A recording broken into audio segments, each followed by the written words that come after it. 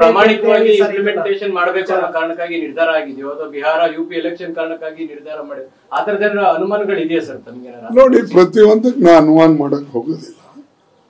ಯಾಕಂದ್ರೆ ನನಗೆ ಬೇಕು ಕೆಲಸ.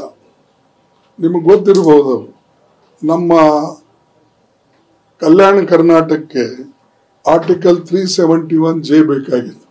ನಾ ಎಲ್ಲಾರ ಹಿಂಗ್ ಪ್ರಚಾರ ಮಾಡಿ ನಿಮ್ಗೆ ಹೇಳಿ ಮಾಡಿಸಿದ್ದೇವ.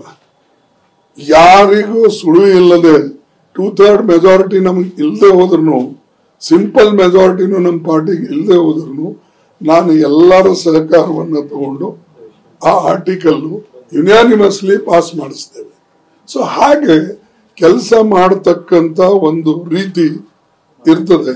ಯಶಸ್ವಿ ಆಗ್ಬೇಕು ಅಂತ ಹೇಳಿ ನೀವು ಮನಸ್ಸಿನಲ್ಲಿದ್ರೆ ಮಾಡ್ತೀರಿ.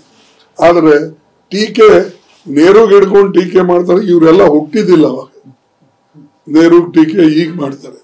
ದೇಶ ಯಾವ ಪರಿಸ್ಥಿತಿಯಲ್ಲಿತ್ತು, ಹೇಗಿತ್ತು, ಬ್ರಿಟಿಷರು ಯಾವ ರೀತಿಯಾಗಿ ಬಿಟ್ಟು ಹೋಗಿದ್ರು, ಇದು ತಿಳ್ಕೊಳ್ಳಾರ್ದೆ ಇವ್ರು ಕಂಪೇರ್ ಮಾಡ್ತಾರೆ.